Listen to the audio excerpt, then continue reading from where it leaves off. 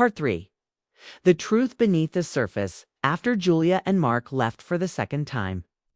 The Mitchell home fell into an uneasy silence. Days passed, but the air still carried their presence. Clara tried to convince herself that things would settle, that life would return to normal. But deep down, she knew something had changed. David was distant, quiet during breakfast, distracted at night, always with his phone in hand. He smiled less, and when he did, it felt practiced. One morning, Clara woke early and walked into the kitchen to make coffee. David's phone buzzed on the counter. It was a message preview, just one line, but it was enough to make her heart stop. "I can't stop thinking about that night." No name appeared, just the words. She stared at the screen until it dimmed, her hands trembling. When David came in moments later, she handed him his phone without a word. He smiled nervously and slipped it into his pocket. "Work message," he said too quickly. Then he kissed her on the forehead and left for the office. Clara sat at the table for a long time, staring into her coffee. She wasn't the kind of woman who jumped to conclusions, but now her instincts screamed that something wasn't right. It wasn't just jealousy, it was that sharp intuition only love betrayed can feel. That afternoon, Lily came home from class, full of energy. "Guess what?" she said brightly. "Julia called me. She and Mark are in town again. They might stop by tonight." Clara's stomach turned. "Did your father know about this?" "I think so," Lily said. "He mentioned something about them catching up." That evening, Clara stood by the window as a silver car pulled into the driveway. The familiar laughter drifted through the open door before she even saw them. Julia walked in first, radiant as ever, wearing a soft smile that seemed both kind and knowing. Mark followed behind, carrying a bottle of wine. David greeted them with too much warmth. And Lily practically ran to help set the table. Clara forced herself to smile. "Welcome back," she said quietly. Dinner began with cheerful chatter. Julia spoke about her new job, Mark talked about their travels, and Lily listened with admiration. David laughed more than he had in weeks. Clara sat quietly, studying every expression, every gesture.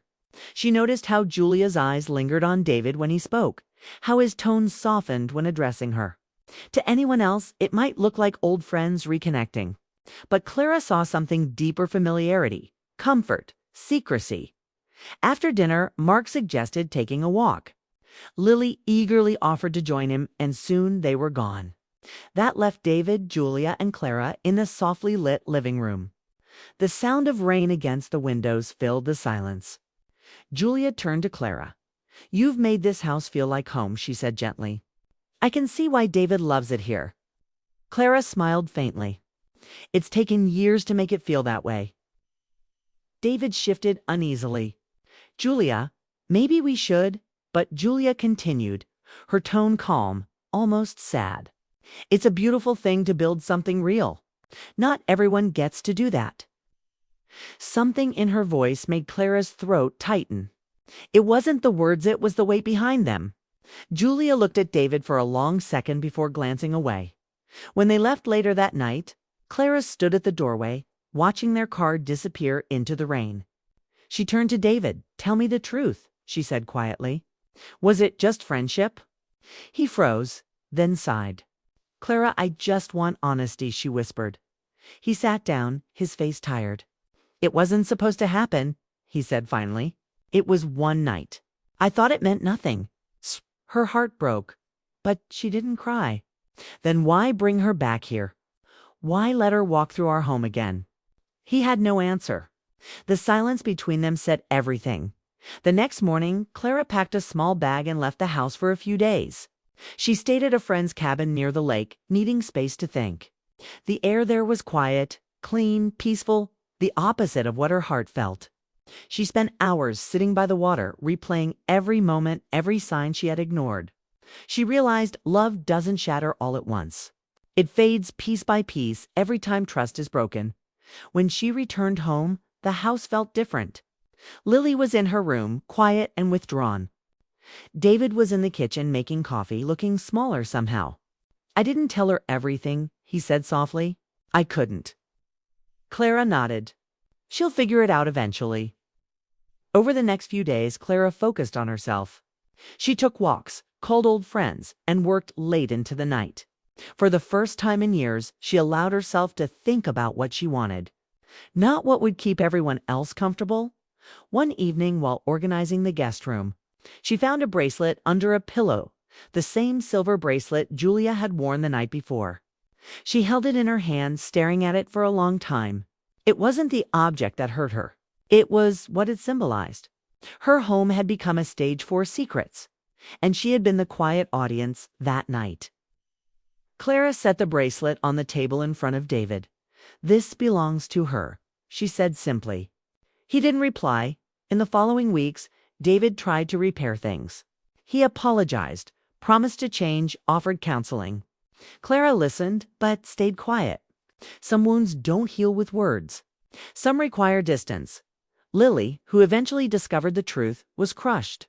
She had adored Julia, admired her confidence.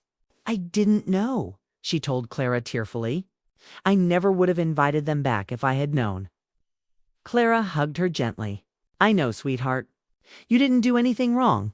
With time, the house grew quieter again, but this time the silence wasn't heavy. It was peaceful. Clara started repainting the living room, rearranging furniture, opening windows to let in light. Every small change felt like reclaiming a piece of herself. David moved into the guest room for a while. They spoke politely, but rarely. Eventually, one evening, he admitted what Clara already knew. "I think you've already left me in your heart," he said. Clara looked at him with calm eyes. "Maybe I had to find myself again." Months later, she sold the house. She didn't take much with her, just a few favorite books, her grandmother's vase, and her courage. She moved to a small apartment overlooking the city. The first morning there, she sat by the window with her coffee, watching the sunrise. For the first time in a long while, she felt peace. She thought about everything that had happened, the guests, the lies, the heartbreak, and realized something important. Sometimes people enter your life to show you what you no longer need to hold on to. Clara didn't hate David. She didn't even hate. She had learned that love could fail and still leave room for forgiveness. What mattered now was freedom, the kind that comes when you stop living in someone else's shadow. She took a deep breath, feeling the warmth of the morning light on her face. The storm had passed, and though it had left scars, it also cleared the air. From then on, Clara lived quietly, but fully. She rebuilt her life not from anger, but from strength. And when people asked about her past, she simply said, "Some guests come to teach you lessons. Mine just stayed a little too long." That was her truth, gentle, honest, and finally, her own. Part 1. The guests who changed everything. Clara Mitchell had always believed her home was her safest place. Warm, quiet space filled with family laughter and the scent of morning coffee.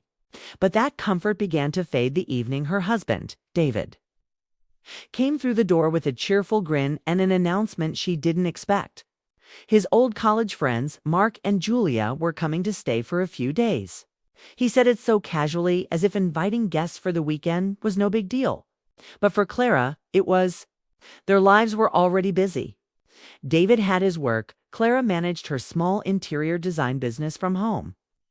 And Lily, David's 21-year-old daughter from his first marriage, was back for the summer after college. The idea of hosting strangers, especially people Clara had never met, made her nervous still. She smiled and said, "Of course, honey. It'll be nice to meet them." She meant it, or at least she wanted to. David's excitement was rare these days. Lately, they had been distant, polite, but not close. Maybe the company would bring some life back into the house when Mark and Julia arrived on Friday evening. The first thing Clara noticed was how naturally they carried themselves. Mark had a warm smile and that easy charm that made everyone feel seen. Julia, on the other hand, was the kind of beautiful that didn't need effort, tall, confident, the type who seemed to fit perfectly anywhere she went. She hugged Clara like an old friend, even though they had never met. "Thank you for having us," she said, her voice soft but sure. Clara led them to the guest room, freshly made and scented with lavender.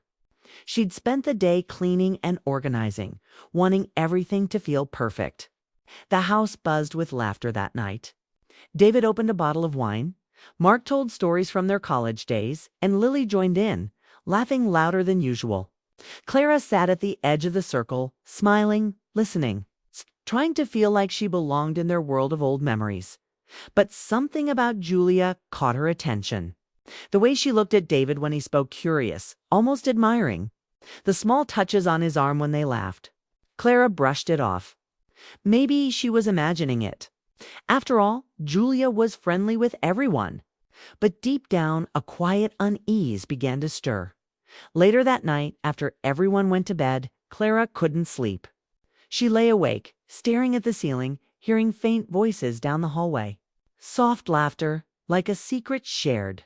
She told herself it was nothing, probably Lily still talking with Mark or Julia before bed. She turned over and closed her eyes, but her heart wouldn't slow down.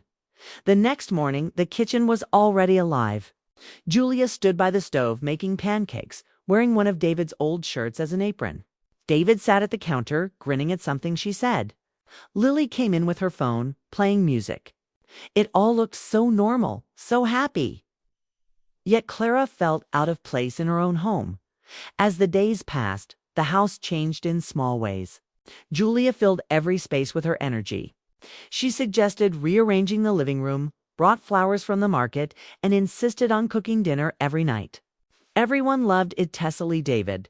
He said Julia reminded him of old times, and Clara smiled, pretending it didn't sting. Mark was kind and easy to talk to, and at times Clara felt comfortable around him. They shared stories about work, about how hard it could be to keep up with everything while still trying to feel connected to family. He listened, really listened, and for a brief moment she felt seen again. But the nights were the hardest. Clara started noticing patterns, small things she couldn't ignore. David and Julia always ended up sitting next to each other. Lily seemed drawn to Mark, constantly laughing at his jokes, asking him about his travels, leaning closer every time he spoke. Clara tried not to judge. She wanted to trust her family. But trust, once shaken, becomes fragile. On Sunday evening, it rained, the kind of steady rain that quiets everything. Clara sat in her favorite chair, reading, when she heard footsteps upstairs. The guest room door creaked open, then closed softly. Seconds later, a low laugh floated through the hallway. Her stomach turned. She got up and walked quietly down the corridor. The house was dim except for the soft light under the door at the far end. She paused, listening. Voices, a whisper. Then silence. When she pushed the door slightly, she saw no one, just the room neatly made, the curtains swaying from the open window. She closed it again, telling herself she was being foolish. Maybe someone just went to check something. Still, when she returned to her room, she couldn't shake the feeling that something invisible had entered. Their lives that weakened, something that would not leave easily. That night, David wrapped his arm around her as they lay in bed. "It's nice having people around, isn't it?" he said sleepily. Clara forced a small smile. "Yes," she whispered. But her mind replayed every small glance, every soft laugh, every moment that didn't feel right. The guests were only supposed to stay for a few days, but it already felt like they had taken over more than just space in her home. They had taken a place in her husband's attention, her stepdaughter's admiration, and somewhere deep inside, Clara's peace. When morning came, the rain had stopped, but the house felt heavier.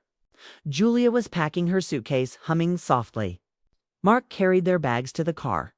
They thanked Clara for her kindness, hugged David and Lily, and promised to visit again soon. Clara smiled and waved as they drove away, pretending she didn't feel relief. Inside, the silence was sharp. She finally exhaled. Maybe things would go back to normal now. Maybe she could breathe again. David seemed distracted all day, his phone buzzing more than usual. Once Clara caught a glimpse of a message on his screen before he turned it away, just a name, Julia. Her heart sank. But she said nothing. That night she stood by the window, watching the sky fade into evening. The quiet should have comforted her, but instead it reminded her of everything she didn't know. She told herself she was overthinking, that marriages had quiet seasons, that not every uneasy feeling meant betrayal. Still, deep inside, she felt it, the sense that something had started. something she couldn't yet see but could already feel in the way David looked at his phone, the way Lily smiled when she mentioned Mark, and the way the house once filled with laughter now echoed with unspoken words. The guests had left, but the space they filled was still there, like a shadow that lingered after the lights went out. Clara didn't know it yet, but their visit had only been the beginning. The real story, the real heartbreak, was still to come. Part 2. Whispers in the Night. 2 weeks had passed since Mark and Julia left, and the Mitchell house had finally begun to feel quiet again. Clara tried to move on, to shake off the uneasiness that had lingered after their visit. She threw herself into her design work, met clients, and tried to keep things normal at home. David was back to his usual routine: busy days, long calls, and quiet dinners. For a while, Clara believed the tension had passed. But sometimes peace is only the calm before another storm. One Friday evening, Clara was preparing dinner when Lily came down the stairs, her phone in hand and excitement written all over her face. "Oh, by the way," she said casually, "Julia and Mark are coming back this weekend." Clara looked up, confused. "Coming back? Why?" Lily smiled. "I invited them. Julia texted me this morning they're visiting town again. I thought it would be fun. I already told Dad." Clara froze. She hadn't heard a thing about it. "You invited them?" "Yeah," Lily said with a shrug. "They loved staying here last time. Dad said it's fine." Clara turned to David, who was standing by the counter pouring himself coffee. He didn't meet her eyes. "They're just stopping by for a couple of nights," he said quickly. "No big deal. No big deal." The same phrase he always used when he wanted to avoid a real conversation. Clara nodded slowly, pretending to agree. But inside she felt that same tightening in her chest, the one she'd tried so hard to ignore before. By Saturday afternoon, the house was once again filled with laughter, footsteps, and voices that didn't belong to her family. Mark and Julia arrived with their usual charm. Julia hugged Clara as if nothing had ever been strange between them. "You look lovely as always," she said warmly. Clara smiled back, though her heart wasn't in it. The first night passed in a blur of conversation and wine. Julia had a way of taking over any room she entered. She told funny stories, complimented David on his career, and even helped Lily pick out outfits for an upcoming event. Clara watched quietly from the corner of the room, smiling when expected but saying little. She felt invisible in her own home. Later that evening, as the others settled in to watch a movie, Clara slipped into the kitchen to clean up. She could hear their laughter echoing softly from the living room. When she came back, Julia and David were sitting close together on the couch, whispering about something. Lily and Mark were laughing by the window, looking at something on his phone. The scene looked harmless, but something about it felt wrong. That night, Clara couldn't sleep. She heard the creak of the hallway floorboards around midnight, then soft voices. Her heart pounded as she sat up in bed. She thought about getting up, about checking where the sounds came from, but she stayed still. Maybe it was Lily getting water. Maybe she was just imagining things again. In the morning, everyone acted as if nothing had happened. Julia was cheerful, Mark charming, David calm. Clara decided not to bring it up. Without proof, it would only make her look paranoid. Still, her unease grew stronger. By the second day of their stay, Clara noticed little things she couldn't ignore anymore. Julia and David shared long glances when they thought no one was watching.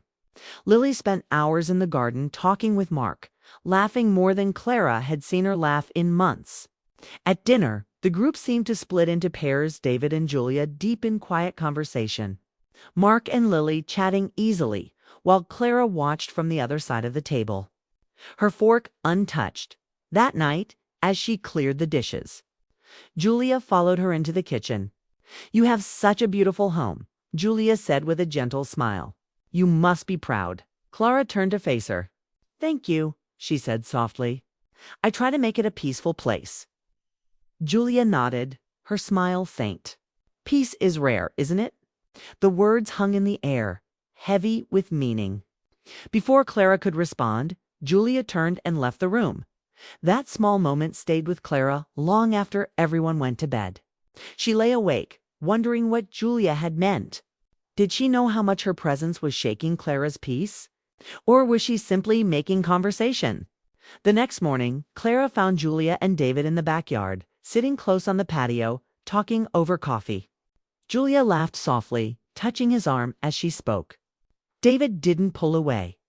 The sight broke something inside Clara, not from anger, but from sadness. When Mark joined them a few minutes later, Lily followed soon after, cheerful and bright, completely unaware of the quiet storm building around them. Clara stayed inside, watching through the window, her chest aching. That evening, as the sun set, David told Clara he was taking everyone out for dinner. "It'll be fun," he said, his voice upbeat but distant. Clara smiled politely and agreed, though she wanted nothing more than to be alone. Dinner was full of conversation, but it felt forced.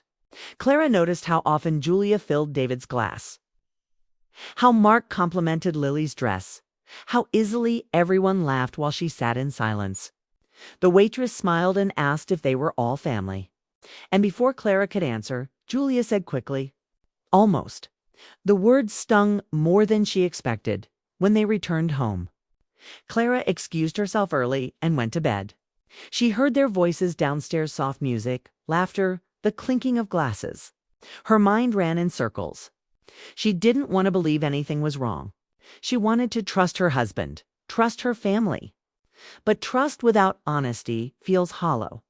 The next morning, Clara woke to find the living room empty and the front door unlocked.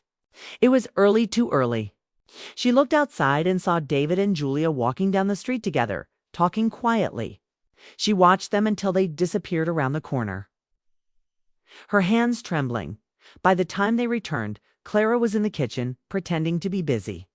Julia greeted her with her usual smile, David acting as though nothing had happened. But Clara saw everything she needed to in his eyes: guilt, confusion, something unspoken. Later that day, Locke and Julia announced they would be leaving in the evening. "Thank you for having us again," Julia said warmly. "You've been such a wonderful host." Clara smiled politely and said, "Safe travels." When their car finally drove away, Clara stood by the window, watching until it disappeared. The silence that followed was thick, almost suffocating.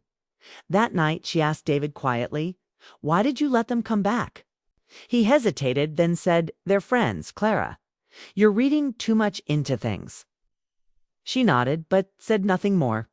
Some truths don't need to be spoken to be understood. As she lay in bed that night, listening to the rain start again, Clara realized that trust isn't destroyed in one moment.